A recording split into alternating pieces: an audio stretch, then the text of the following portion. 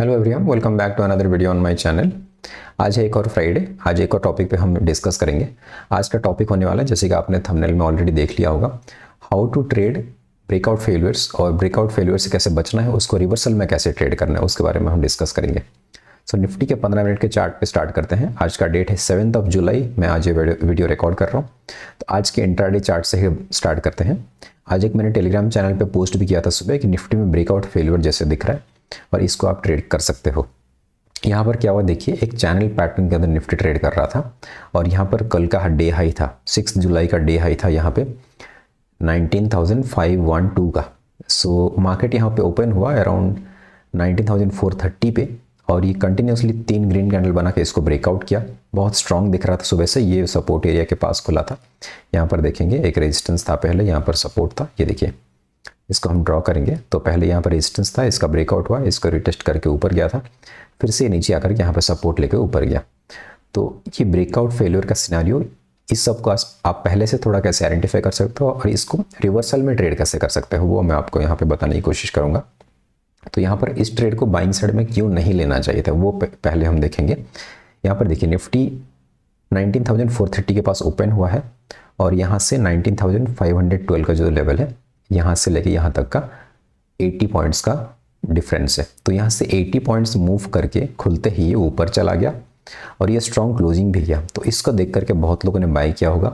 यहाँ पर multiple reason से बाय करने के, एक तो ये चैनल का ब्रेकआउट, दूसरा है कल का जो डे हाई था उसका ब्रेकआउट, ये स्विंग का, और ये जो रेजिस्टेंस एरिया था मैंने एक ड्रॉ किया है इसका ब्रेकआउट। ये 3 रीज़न हमें मिल गए और फाइनल रीज़न है 19,500 का जो राउंड लेवल है उसके ऊपर एक strong breakout on closing basis 15 minute के चार्ट पे। तो ये एक बहुत बड़ा रीज़न हो जाता है बाइक करने के लिए। 3 से 4 रीज़न यहाँ पे मिल गया। तो यहाँ पर बहुत लोगों ने इसको बाई किया होगा आज खुलते ही।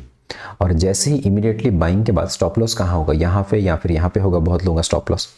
तो कुछ लोग यहाँ पे स्टॉप लॉस अगर प्रेफर करते हैं ये रखना 480 के अराउंड का, तो यहाँ पर देखिए ब्रेकआउट हुआ, इमीडिएटली लेवल का ब्रेकडाउन भी हो गया।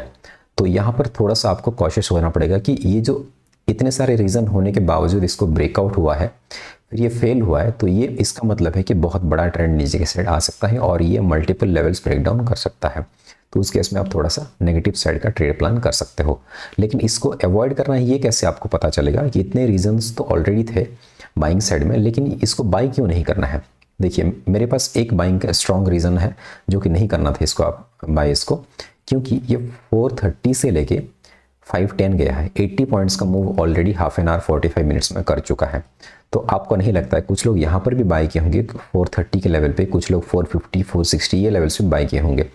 तो उनको जब ये कंटिन्यूस मोमेंटम में ऑलरेडी 60-70 पॉइंट्स का मूव हाफ एन आवर में मिल चुका था और देखा कि 19,500 के नीचे फिर से ब्रेकडाउन हो रहा है, तो क्या नहीं लगता आपको ये लोग जो है, मान लीजिए आपने खुद यहाँ पे बाई किया है, यहाँ पे बाई किया है, तो ये रिवर्सल देख के आपको नहीं लगा कि आप यहाँ पे एग्जिट कर जाना चाहिए आपको, या फिर प्रॉफिट बुक कर लेना चाहिए। सो इसलिए इस केस में क्या होता है, जितने लोग यहाँ से बाई कर रहे होते हैं कि या फिर यहाँ से कोई बाई किया है, यहाँ से बाई किया, बहुत अच्छा क्लोज किया, इसने होल्ड किया, फिर गैप डाउन खुला, ऊपर जा रहा है, फिर से होल्ड किया, यहाँ से आपने अगर बाई किया, मान लीजिए आपने ट्रेंड फॉलोइंग का कोई सिस्टम है आपका, तो यहाँ से आप पोजिशनल ट्रेड लेकर गए हो, तो यहाँ पे आप होल्ड करके रखे हो और जैसे ये ब्रेकआउट हुआ आप फिर से कॉन्फिडेंटली इसको होल्ड किया। लेकिन इमीडिएटली जैसे कि आपने देखा ये ब्रेकडाउन भी हो गया, ये ब्रेकआउट सस्टेन नहीं कर रहा है 15 मिनट के कैंडल के बाद, तो यहाँ पर आप एटलीस्ट 19,480 या फिर 19,450 ये लेवल्स पे अपना स्टॉप लॉस जो है वो ट्रेल करना पसंद करोगे आप, जो कि आप इतने अच्छे प्रॉफिट में थे। क्योंकि ये देखिए यहाँ पे कोई अगर बाई किया है इस कैंडल के ऊपर, या फिर ये रेंज के जो ब्रेकआउट हुआ था, ये पैटर्न का ब्रेकआउट, यहाँ पर किसी ने बाई किया है देखिए इस एरिया पे, तो इसका प्रॉफिट ऑलरेडी जाके लॉस में आ चुका है।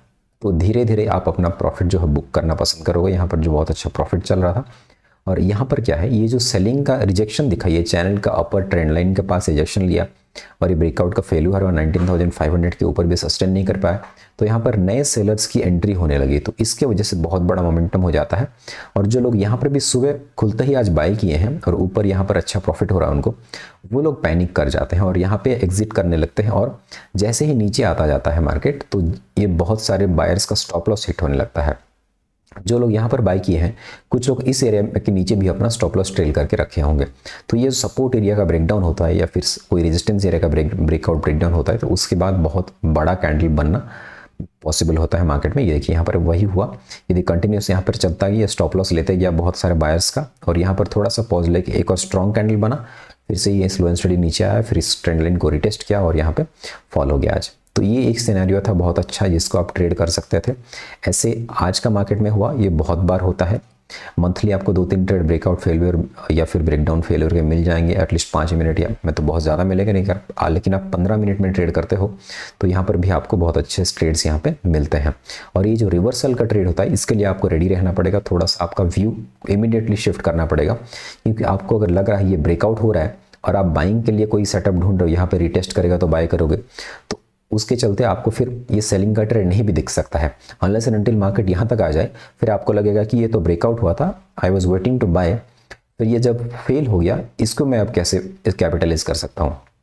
तो इसलिए आपको थोड़ा सा quickly with in 5 to 10 minutes आपको व्यू अपना शिफ्ट करना पड़ेगा, और आपका जो व्यू बाइंग साइड था इमीडिएटली इसको शिफ्ट करके ये कैंडल के नीचे ही, जब ये कैंडल बन रहा था तभी मैंने पोस्ट किया था, यहाँ पर अगर आप एंट्री करते हो, ये देखिए इस कैंडल के नीचे भी अगर आप एंट्री करते, इसके ऊपर का स्टॉप लॉस है, ओनली 35 पॉइंट का एसएल था, और यहाँ पर देखिए 130 पॉइंट 140 पॉइंट्स का कंटिन्यूस फॉल हुआ, और यहाँ पर अगर फिर से अगर इसको होल्ड भी करते हैं, ये रिटेस्ट और फॉल के बाद ये देखिए क्लोज टू 180 पॉइंट्स का यहाँ पर फॉल हुआ है, ऑलरेडी बहुत अच्छा स्ट्रॉन्ग क्लोज किया है। So this is one example जहाँ पर आप ब्रेकआउट फेलियर के सिनेरियो को आप आइडेंटिफाई करके उसको अवॉइड कर सकते हो, जो मूव हो रहा है उस डायरेक्शन में, और ऑपोजिट साइड में बहुत अच्छा ट्रेंड पकड़ सकते हो आप, और बहुत अर्ली एंट्री आपको मिल सकता है। यहाँ पर अगर इसके साथ साथ आपका अगर कोई और सेटअप है उसको अगर आप क्लब कर देते हो तो, और वो भी आपके सेटअप में अगर आ जाता है, 1-2 रीज़न और मिल जाता है आपको बाय करने के लिए या फिर सेल करने के लिए, तो यहाँ पर शॉर्ट साइड में आप एंट्री यहाँ पे कर सकते हो। तो ये तो हो गया आज के इंट्राडे चार्ट में, 15 मिनट के चार्ट में एक एंट्री मैंने आपको दिखा दिया, और कैसे ब्रेकआउट्स को आपको ट्रेड करना चाहिए और कैसे ब्रेकआउट्स को नहीं करना चाहिए वो हम थोड़ा सा देखते हैं अभी।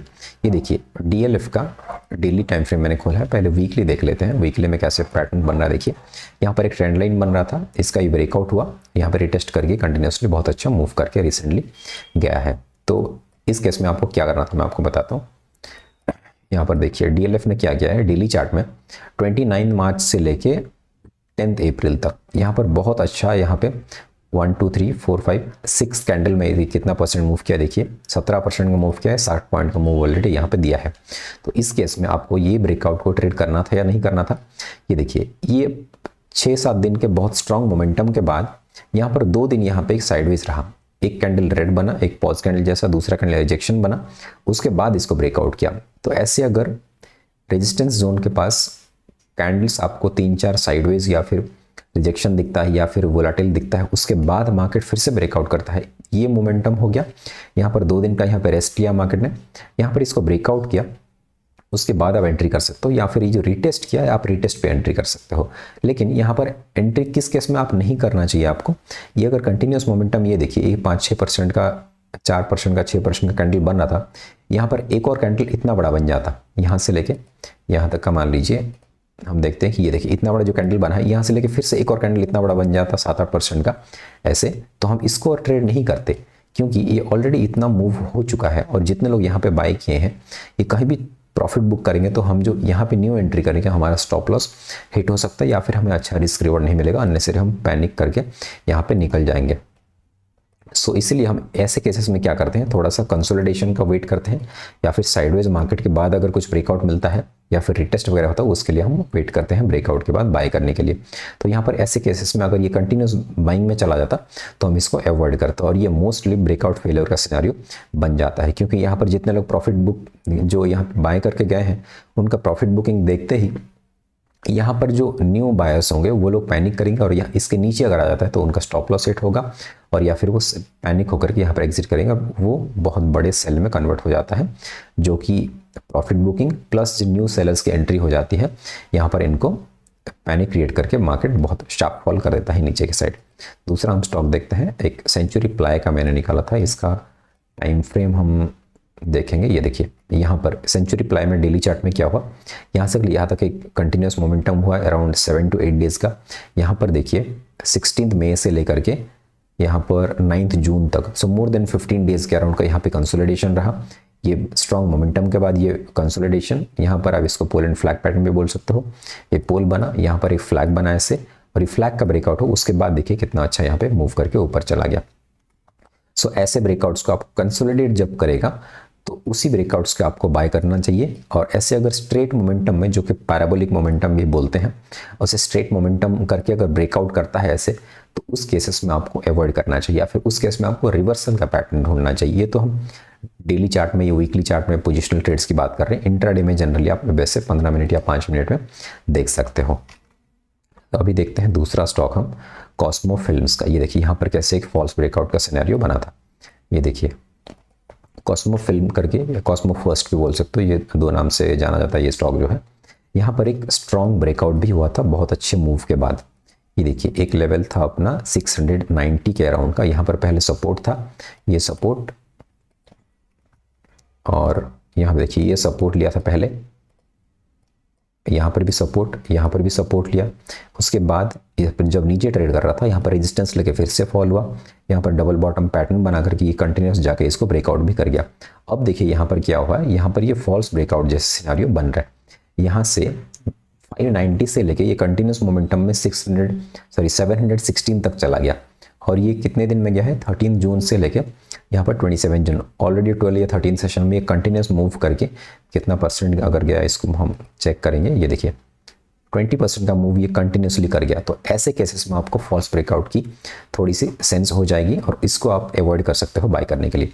ये देखिए ये अगर यहाँ पर कंटिन्यूस मूव करके एक 2-3 दिन यहाँ पर एटलीस्ट कंसोलिडेट करता, जैसे कि इसको ऊपर कर रहा था, तो या फिर कोई पैटर्न वगैरह बनता, तो हम पुल एंड फ्लैग पैटर्न का ब्रेकआउट या फिर कंसोलिडेशन कोई रेंज का ब्रेकआउट का हम प्लान करके इसको बाय कर सकते हैं, और हमारा स्टॉप लॉस इसके नीचे हो जाता। अगर ये यहाँ पे ऐसे मूव में बाय करेंगे तो स्टॉप लॉस कहाँ रखेंगे, एक तो वो प्रॉब्लम है। और ये जो यहाँ पर किसने भी बाय किया है तो इनको अच्छा प्रॉफिट ऑलरेडी हो रहा है।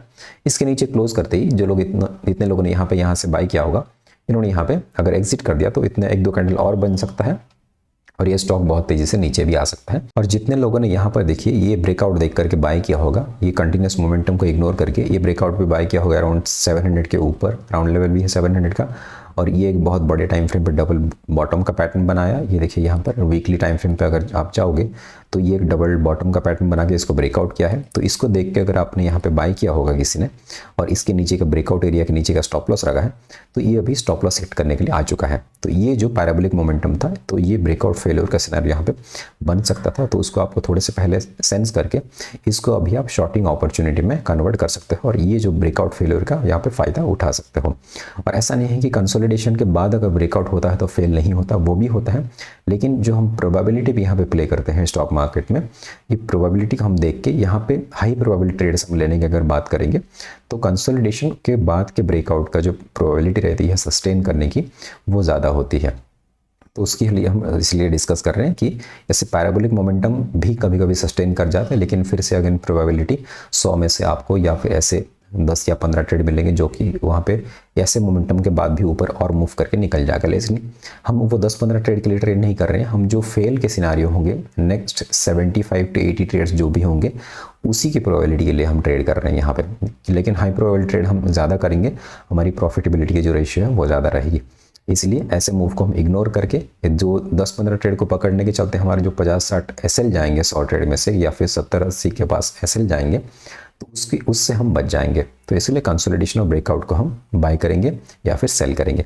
तो यहाँ पर ये देखिए एक कैंडल और अगर इसके नीचे निकल जाता है, जो कि आजकल हुआ है 670 का, तो यहाँ पर एक बहुत बड़ा फॉल देखने के लिए हमें मिल सकता है अप टू 644 का। तो जो लोग यहाँ पे बाय कर रहे हैं वो लोग होल्ड करके बैठेंगे, फिर से वापस ब्रेकआउट का ट्रैप हो करके, या फिर यहाँ पे स्टॉप लॉस देकर निकलना पड़ेगा उनको बड़े लॉस के साथ, क्योंकि ये जितना नीचे जाएगा उतना तेजी से फॉल होता जाएगा। यहाँ पर 644 का एक लेवल है, और यहाँ पर 626 या फिर 630 के आसपास नेक्स्ट लेवल है। तो यहाँ तक अगर चला गया, मान लीजिए जिसने यहाँ पे बाय किया है सोच के कि उसके ऊपर का गेन मिलेगा, तो यहाँ पर कितने बड़े लॉस में एग्जिट करना पड़ेगा, और फाइनली ये बड़े लॉस में कन्वर्ट हो सकता है। एक और स्टॉक देखेंगे टेक महिंद्रा, यहाँ पर वीकली चार्ट में देखते हैं हम। टेक महिंद्रा में देखिए यहाँ पर कैसे ब्रेकआउट्स को आपको बाय करना चाहिए। यहाँ पर देखिए ये टेक महिंद्रा जो है लास्ट 1 ईयर से यहाँ पे कंसोलिडेट कर रहा है, तो इस एरिया के पास अभी ये डेली चार्ट में ब्रेकआउट कर चुका है और रिटेस्ट कर रहा है। इसके ऊपर अगर फिर से सस्टेन करता है 1170-80 के ऊपर, तो यहाँ पर एक बहुत बड़ा स्कोप इसके पास दिख रहा है। 1370 या फिर 1555 तक ये जा सकता है। 2 लेवल मुझे यहाँ पे दिख रहे हैं। यहाँ पर एक लेवल यहाँ पर है, पहले सपोर्ट हुआ करता था, और यहाँ पर दूसरा स्विंग जो है यहाँ पर है। तो एक साइड से ये कंसोलिडेशन चल रहा है यहाँ पे, तो इसके मोमेंटम के बाद ये 1500 के ऊपर तक जा सकता है, ऐसा मुझे लग रहा है। तो यहाँ पर बहुत अच्छा कंसोलिडेशन हुआ है, उसके बाद ब्रेकआउट हो रहा है, तो ऐसे ब्रेकआउट्स को हम बाय करेंगे। नेक्स्ट और लास्ट स्टॉक देखेंगे हम टाटा मोटर्स का। यहाँ पर टाटा मोटर्स में भी देखिए, यहाँ पर मंथली चार्ट में हम देखते हैं बहुत बढ़िया एक ब्रेकआउट हुआ है। इसका अगर रेटेस्ट मिलता है तो आप यहाँ पे इसको बाय कर सकते हो फॉर लॉन्गर टर्म। यहाँ पर देखिए, यहाँ पर टाटा मोटर्स में क्या हुआ, यहाँ पर ये 2 मंथ बहुत अच्छा मूव यहाँ पे 70-80% करने के बाद यहाँ पर ऑलमोस्ट 1 साल के आसपास ब्रेक ये कंसोलिडेट किया। 1 नवंबर से लेके ये 1 नवंबर का जो कैंडल है, नवंबर से लेके ये मई का मंथ, अराउंड कितना होता है, हम टाइम अगर इसका कैलकुलेट करेंगे 8 to 9 मंथ्स होता है शायद यहाँ पे, सॉरी 2021 से ये चल रहा है, तो 2023 18 मंथ्स 1.5 ईयर का यहाँ पे मंथली कैंडल में भी कंसोलिडेशन है। इसका ब्रेकआउट इसके बाद हुआ था। ये ऐसे कंसोलिडेशन अगर आपको मिलता है तो ये रेंज का ब्रेकआउट होता है, तो यहाँ पर इसके ऊपर 540 के अराउंड आप इसको बाय कर सकते थे। अभी यहाँ पे 625 का हाई यहाँ पे ऑलरेडी ऑल टाइम हाई का प्राइस ही लगा चुका है। तो ऐसे ब्रेकआउट्स को आप बाय कर सकते हो जहाँ पर ऐसे कंसोलिडेशन हुआ है, उसके बाद ब्रेकआउट हुआ है, और जो पैराबोलिक मोमेंटम में ब्रेकआउट होता है उसको आप इग्नोर कर सकते हो। जैसे कि टाटा मोटर्स में यहाँ पर मंथली चार्ट में देखेंगे तो ये कंटिन्यूस मोमेंटम किया, यहाँ पे कंसोलिडेट किया, फिर ब्रेकआउट किया, पर फिर कुछ 1.5 साल कंसोलिडेट किया, उसके बाद ब्रेकआउट किया। तो ऐसे ब्रेकआउट्स हेल्दी रहते हैं और आपको लॉन्ग रन में ये अच्छा प्रॉफिटेबिलिटी दे सकते हैं। ऐसे अगर यहाँ पे कंटिन्यूस जो मूव हुआ है, ये अगर ऐसे मूव करते हुए ब्रेकआउट कर जाता है तो उसको आप इग्नोर कर सकते हो। यहाँ पर हम प्रोबेबिलिटी को हम ट्रेड करते हैं। वैसे भी हम ये जो कंसोलिडेशन हुआ है, ऐसे ब्रेकआउट्स फेल नहीं होता, ऐसा नहीं है, जैसे मैंने आपको बताया, लेकिन इसकी जो प्रोबेबिलिटी है थोड़ी सी हाई रहती है। लेकिन ये जो कंटिन्यूस मोमेंटम का ब्रेकआउट है उससे आप फेलियर से ज़्यादा बच सकते हो और वहाँ पर रिवर्सल का प्लान कर सकते हो।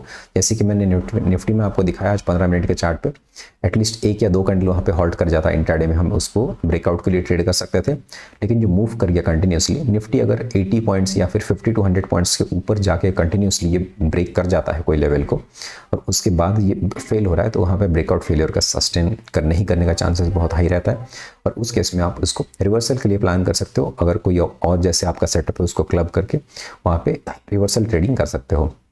सिमिलरली बैंक निफ्टी में 200-250 पॉइंट मूव होकर कंटिन्यूसली होकर के बिना कंसोलिडेशन कोई ब्रेकआउट मिल रहा है तो आप उसको इग्नोर करके आप रिवर्सल का प्लान कर सकते हो या फिर उस ट्रेड को अवॉइड कर सकते हो। आप अगर बाइंग साइड में ही आपका व्यू है, सेलिंग साइड में आपको इमीडिएटली रिवर्सल का कॉन्फिडेंस नहीं आ रहा है टॉप पे सेल करने का, तो यहाँ पर उस ट्रेड को अवॉइड कर सकते हो आप। सो ऐसे ही आप ट्रेडिंग की जो एज होती है ब्रेकआउट ट्रेडिंग की स्पेशली, उसको आप थोड़ा सा बढ़ा सकते हो इसी कॉन्सेप्ट को यूज़ करके। आई होप इस वीडियो से आपको कुछ सीखने मिला होगा। अगर वीडियो पसंद आया तो वीडियो को लाइक कीजिए और शेयर कीजिए और कमेंट करके बताइए अगर ऐसा कोई और टॉपिक है जिसके बारे में आपको सीखना है तो उसके बारे में मैं नेक्स्ट फ्राइडे या फिर कोई कमिंग फ्राइडे में वीडियो बना करके अपलोड करूंगा। जैसे कि ये सीरीज़ में कंटिन्यू कर रहा हूँ और हर फ्राइडे एक लर्निंग वीडियो अपलोड करने की कोशिश कर रहा हूँ। जो भी टॉपिक मुझे लग रहा है कि रिलेवेंट है, आपको ट्रेडिंग में हेल्प कर सकता है, तो वैसे भी कमेंट सेक्शन में आप अगर सजेशंस बताएंगे तो उससे मैं एक टॉपिक फाइंड आउट करके उसके ऊपर में एनालिसिस करके वीडियो बना के दे सकता हूँ। So thank you for watching, bye bye.